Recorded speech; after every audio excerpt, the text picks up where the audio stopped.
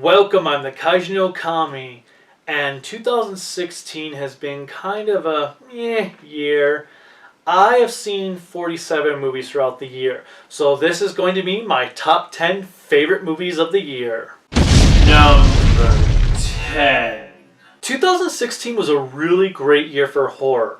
Well, okay, yeah, a lot of horrible things did happen this year, but I mean the movie genre of horror. So kicking off my list with number 10 is The Witch, which was a really damn good movie. It was all built on suspense and tension.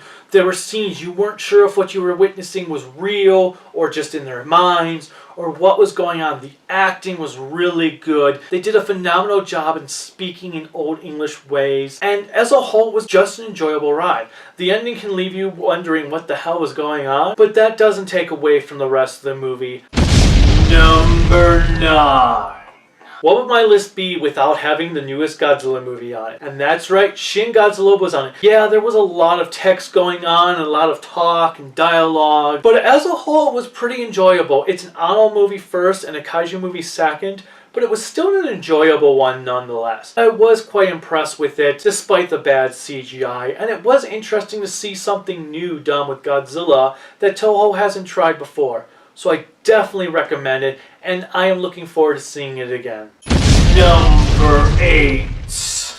The next movie on my list was interesting because I didn't know what to think of it. Everyone else was gushing over it. I was kind of like, yeah, I want to see it. I don't know if I'm going to love it. It was a really great movie, and that was The Arrival. The acting was so good, and it does a new take on an alien invasion movie because it's not really an alien invasion movie. It's more about how language is the barrier between everything, and it shows that everyone prospers when everybody works together. It is to 2016 what The Martian did in 2015.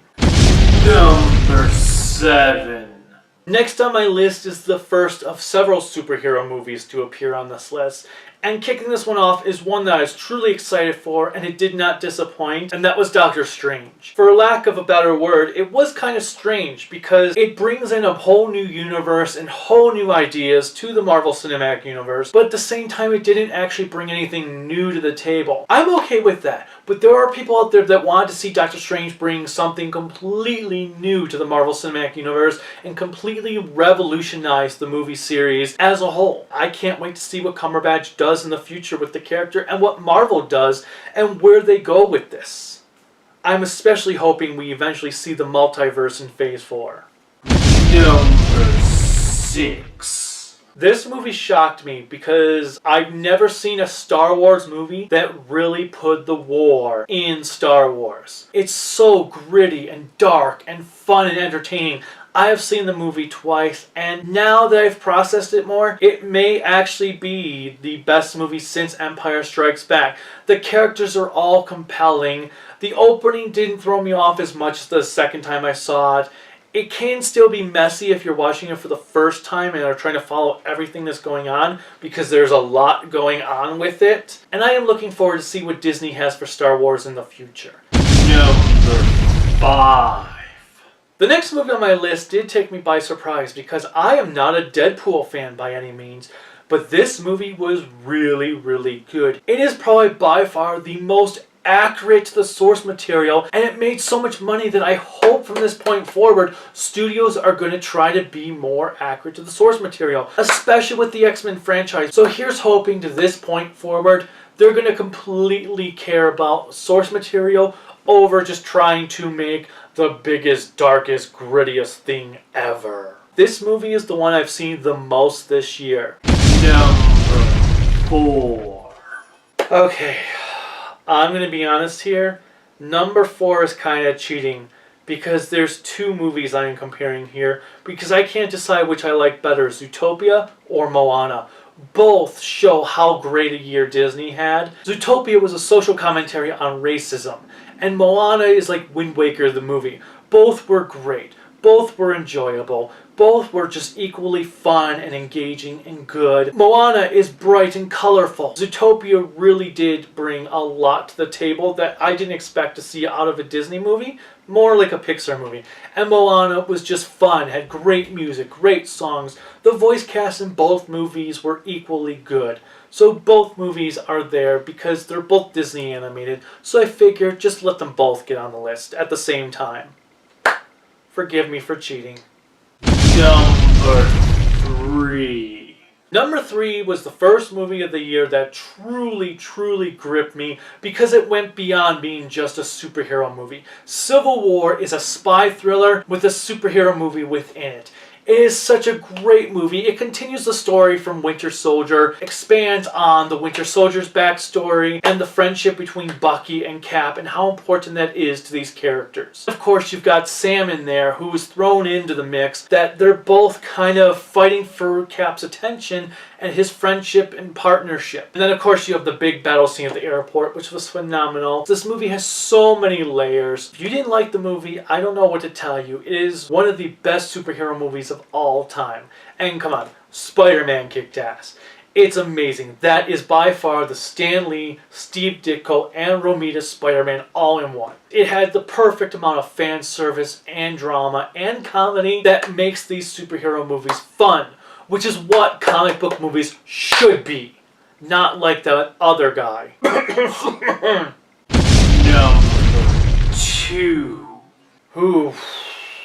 1 and 2 are tough because, well, even with Civil War, I kept going back and forth between these. And number 2 is going to be The Nice Guys. The Nice Guys was nice. It was a mixture between dark and gritty and fun. Shane Black made a truly interesting and unique neo-noir that encompasses both the perfect balance of drama and comedy together. The actors are so good. Russell Crowe and Ryan Gosling have such great chemistry together, and the actress that plays Ryan Gosling's daughter did a phenomenal job with her role. I can't wait to see where she goes, and Shane Black says he wants to do more movies with these characters, which I would love to see. Unfortunately, because it came out the week after Civil War, nobody went to see this, which sucks because this movie deserved to be one of the highest grossing movies of the year.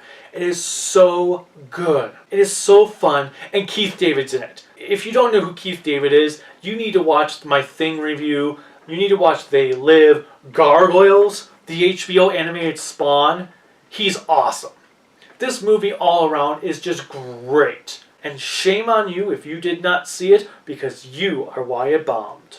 Honorable mentions. So I've got some honorable mentions because these are movies that were really good, but not good enough to make my top 10 list. Well, I guess technically top 11 list. But they are The Conjuring 2. As I said, horror had a good year. The Conjuring 2 was almost as good as The Witch, or just equally as good, which I was impressed with because I wasn't a fan of the first Conjuring. I liked it, but I wasn't blown away like other people were. And even Lights Out and Don't Breathe were pretty solid horror entries. Psycho-Pass the movie. I am a fan of the Psycho-Pass anime, and this felt like an extended episode from the first season that comes after the story. Jungle Book. They added so much to the original with this movie, and the special effects were phenomenal. The boy that played Mowgli having to act on his own was so good. In fact, come to think of it, this year was a great year for kid actors. Finding Dory. Not as good as Finding Nemo, but still a good movie nonetheless, and one we need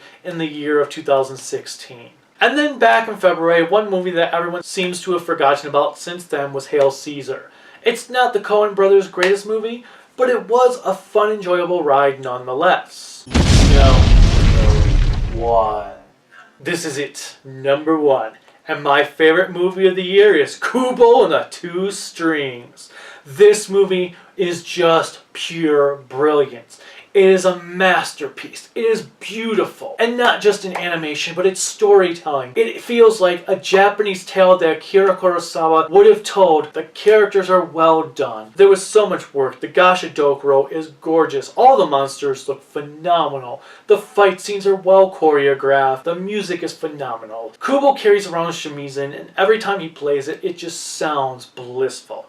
It has a perfect mix of the Japanese music from the shamisen and orchestral European influences. Perfect combination. It is the best American animated film since The Lion King. Laika has outdone themselves here, and I don't think they will ever be able to top this one. Like The Nice Guys, you need to check this one out if you have not done so. And with that said, that is the end of my list for 2016's favorite movies.